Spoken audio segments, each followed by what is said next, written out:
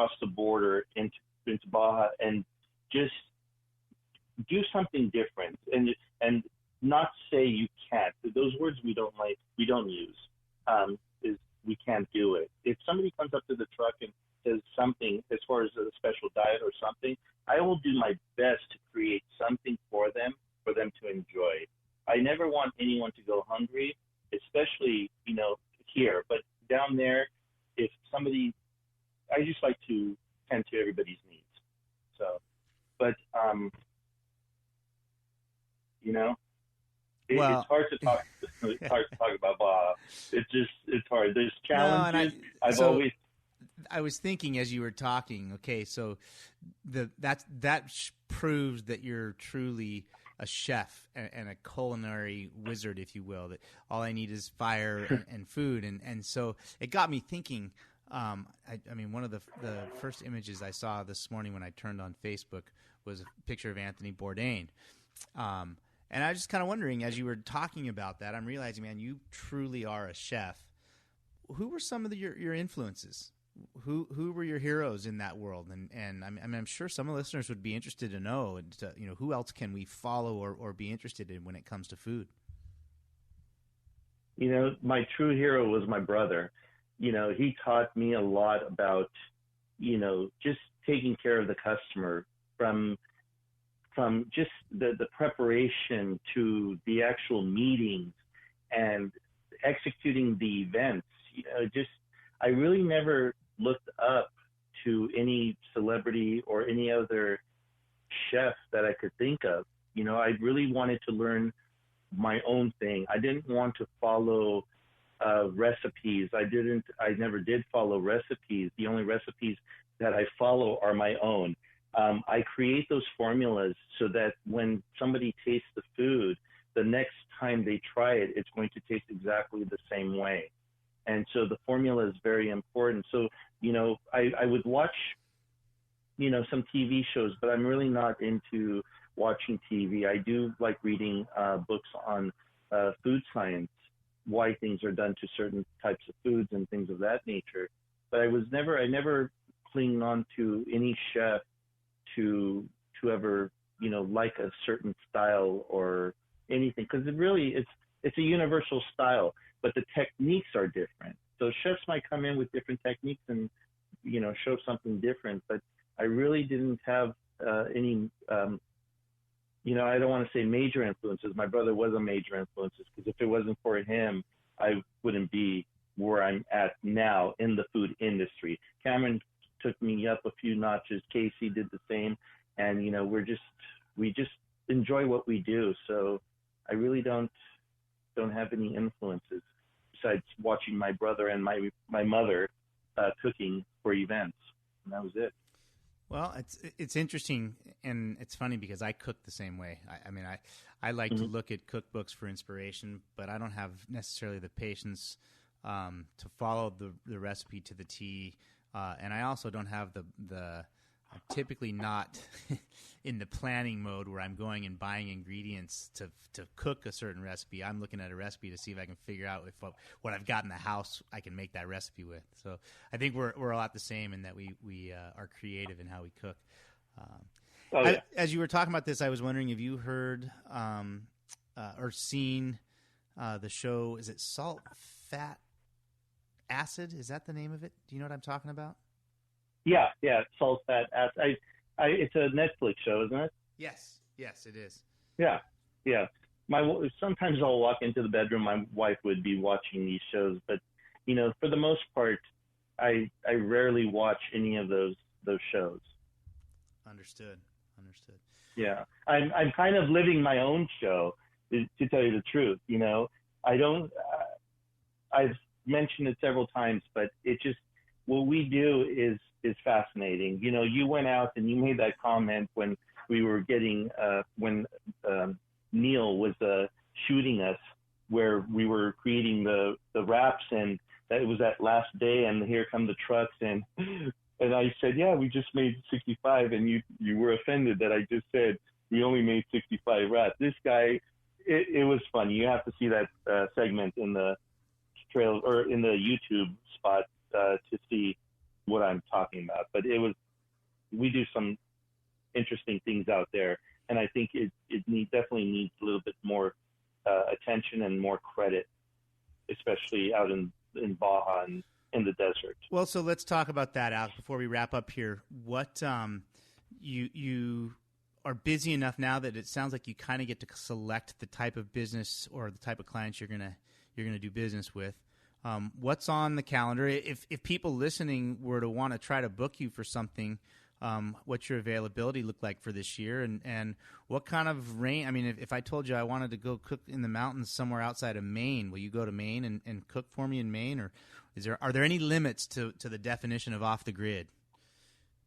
Well, during the last King of the Hammers, I was approached by the Currys and asked and this was just tentative, they wanted to know if I would even be interested to do it. But I know they had some bad luck in Peru during the Dakar, but they asked me if I would be interested to go to Saudi. Of course, my wife got upset because she knows that I don't like to fly, but this raises the adrenaline and you kind of want to do it just to do it. Sure. And, you'll take the rap afterwards from the wife. But, there really isn't a limit.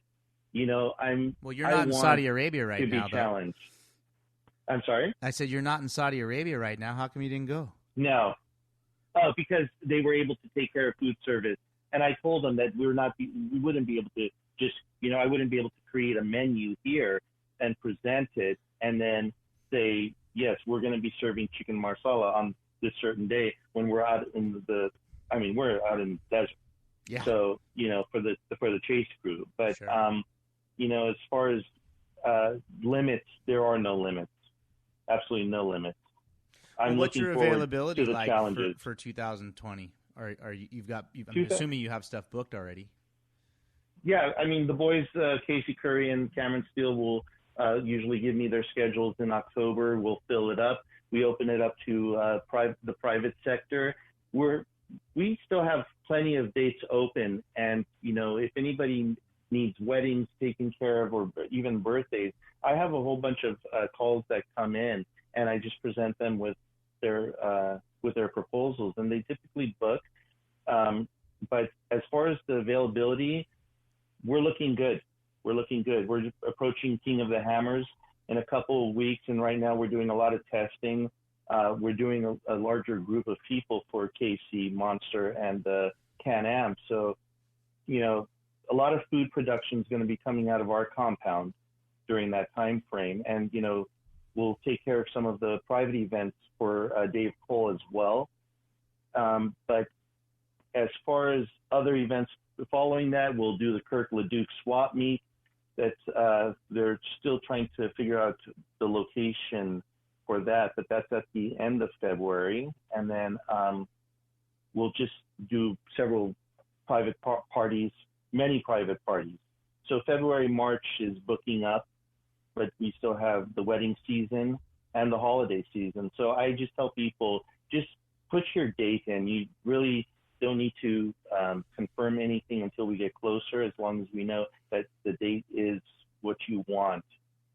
So as long as they put in their request for the date, we're good to go. So how do anybody listening that wants to view a menu or learn more about Off the Grid Catering, where do we send them? Well, you could look at my Instagram page at AB Off the Grid Catering, and you could also give me a call at 562-713-5292. But once you go into the Instagram page, just press follow, and you'll be able to see all the adventures and all the things that we do, and some of the foods, menus, and just a whole bunch of cool stuff. Right on. So you're using Instagram to promote the business. That's great. Yes. I want to ask you one more question, actually two more questions. You may not be able to answer the second one, but the first question I want to ask you is, as a chef, speaking to those in the audience that like to cook, give us like one piece of culinary advice. I know you went to school for it and you spent your life honing your craft, so I'm not looking for all the trade secrets, but give me and the audience one piece of cooking advice that we can apply to our daily lives when we actually do cook at home. Clean as you go. All right. There's many implications to that. Yeah. Okay. Yeah. How about some food-related stuff? Food-related, mise en place. Always get your food ready before you start cooking anything. If it takes you longer to brunoise onion or julienne a bell pepper, take your time and cut it right, cook it right.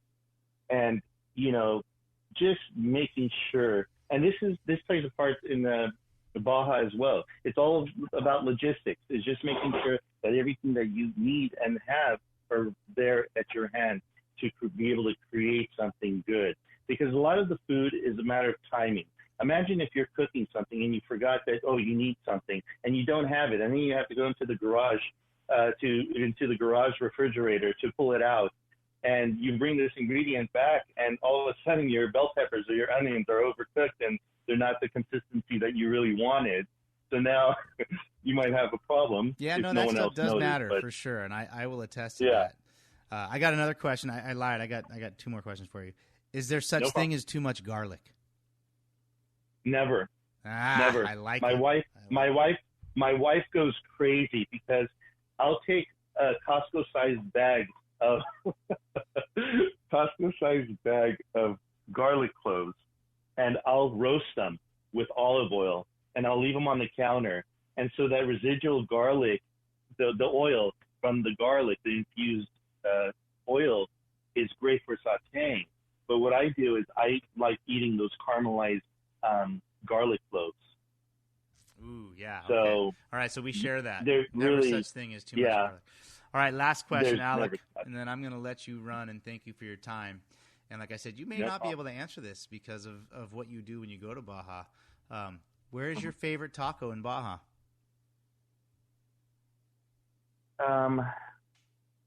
Well, he used to be in Scorpion Bay, San Juanito. It was Pedro. He had the little shack up on top of that little bluff. Ah, okay. He had the best fish tacos there. Now, when we get into Ensenada, we'll go over to the trailer, El Trailero. Yep. Yes, and then also there's a potato place right around the corner. I wish I knew his name. Good guy, always putting out a great product. Right outside of San Nicolas in Ensenada. Right on the corner, the shack. Yep. Yeah, the shack puts out. He's got empanadas there too, I think, doesn't he? I haven't seen those, but he has a really good shrimp taco as well. But the potatoes are what the draw is. You need to try a potato there. I wish I knew his. We went there 2 nights for the 1,000 while we were there for you. Well, Alek. Listen, I want to thank you for your time. The no shortage of, like I said, interesting people that I get to meet through spending time in Baja, and you're no exception. I've said this to you before, and I need to follow through with it. I truly do want to have a dinner party in my backyard. I'm going to need to do some work back there before we can do that because of the flooding scenario that's been happening here with these rains. Oh, yeah. If anybody is at all interested in good food and quality service, I can't recommend Alek highly enough. I don't want this to be an infomercial for Off the Grid Catering, but that's where and how I've spent time with Alek, and I can vouch for it. So we're going to go ahead and sign off, Alek, and I'll give you one last shot. I like to cook. I don't do it enough, and I've learned a couple of things. Never too much garlic. And the organization and clean as you go, I got it. How about something else? One last morsel before we sign off. Cook your pasta al dente. I mean, there really is. Oh, that was a good one. I'll take that one to the bank. I will take that one to the bank. There's so much. Just care for your food. Use good ingredients. Use fresh ingredients. Always put your heart into it because you're feeding the ones you love at home. So you had me at cook the pasta al dente. This has been Ryan Thomas and Alek from Off the Grid Catering on the Baja Sessions.